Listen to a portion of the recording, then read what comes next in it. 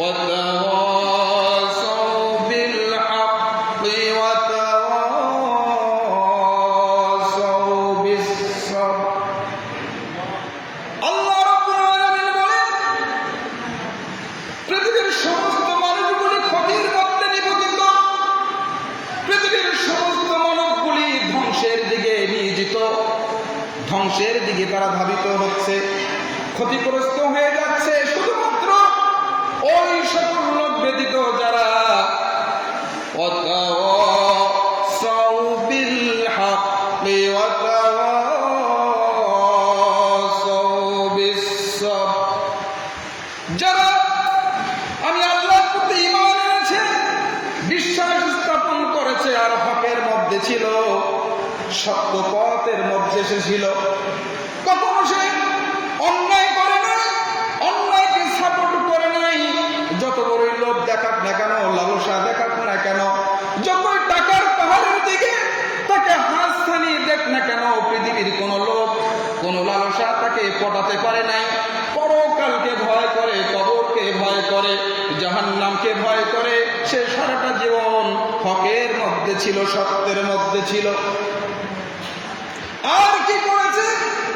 যতই বিপদ আসুক না কেন, রোগে থাক, সুখে থাক, অর্থ কষ্টে থাক, যতই অভাব অনটনের মধ্যে থাক না কেন, সে সদা সর্বদা আল্লাহ পাক রব্বুল আলামিনের উপরে ধৈর্য ধারণ করেছে।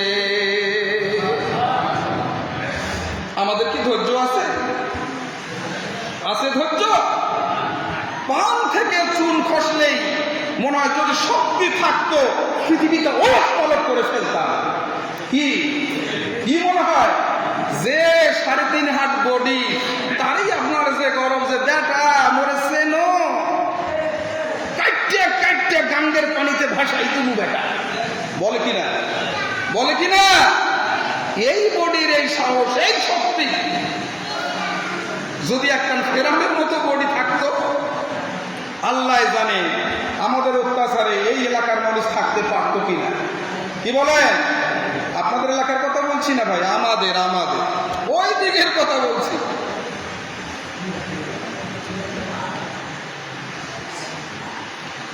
বিপদে ধৈর্য ধারণ করতে হবে।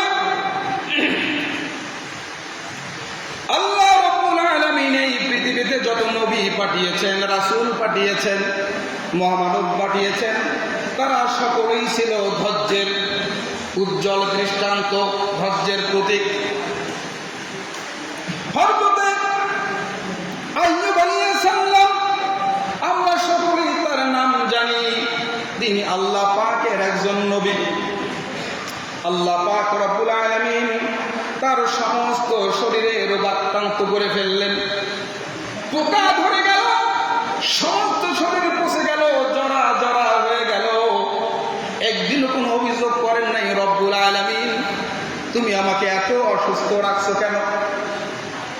ছেলেমেয়েগুলি তাকে ছেড়ে পালিয়ে গেল, বিবিরা পালিয়ে গেল, গ্রামবাসী তাড়িয়ে দিল।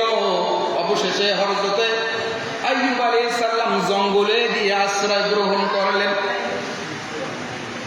এবারে তার জবানের ভিতরে, তার জিহ্বার মধ্যে পোকা শুরু হয়ে গেল, পতন শুরু হয়ে গেল।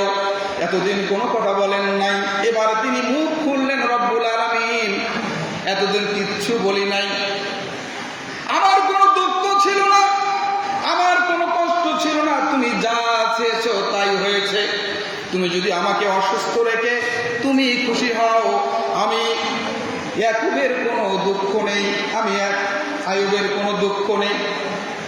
কিন্তু রব্বুল আলামিন তুমি যে আমার জবানের মধ্যে কীড়া দিয়েছো, পোকা দিয়েছো, আমার জবান যদি পচে যায়, আমি তোমার মতো আল্লাহর নামের কি দিয়া করব? আল্লাহ রাব্বুল আলামিন তার ডাকে এত খুশি হয়ে গেলেন, তিনি বললেন না আমাকে সুস্থ করে দাও, শুধু বললেন তুমি যে আমার জবানের ভিতরে পোকা দিয়েছো, আমার জবান যদি পচে যায় তাহলে তোমার মতো দয়াবান, দয়ার সাগর রব্বুল আলামিনের জিকির আমি কি দিয়ে করব? রব্বুল আলামিন তার ডাকে এত খুশি হয়ে গেলেন, এত সন্তুষ্ট হয়ে গেলেন, সঙ্গে সঙ্গে আল্লাহ রব্বুল আলামিন তাকে সুস্থ করে দিয়ে দিলেন। শুধু সুস্থই করে ছেড়ে দিলেন না, ছেলেমেয়েদেরকে ফিরিয়ে দিল, স্ত্রীদেরকে ফিরিয়ে দিল। আল্লাহ রাব্বুল আলামিন তাকে নেতৃত্ব দিয়ে দিলেন। আল্লাহ রাব্বুল আলামিন সুস্থতার মালিক। কে সুস্থতার মালিক? তিনি মানুষকে সুস্থ করেন, আর তিনি যদি চান মানুষকে অসুস্থ করে রাখেন। পৃথিবীর কোনো ডাক্তার নেই, কোনো চিকিৎসক নেই, কোনো চিকিৎসা বিজ্ঞানী নেই, কবিরাজ নেই। আল্লাহ পাক যদি কাকে অসুস্থ রাখে, পৃথিবীর কোথাও গিয়ে ওই লোকটা সুস্থ হবে। আছে এরকম? আমি আমার চোখে দেখেছি। আমাদের ওই সিগারেট কোম্পানি এক চেয়ারম্যান ছিল, কি নাম যেন?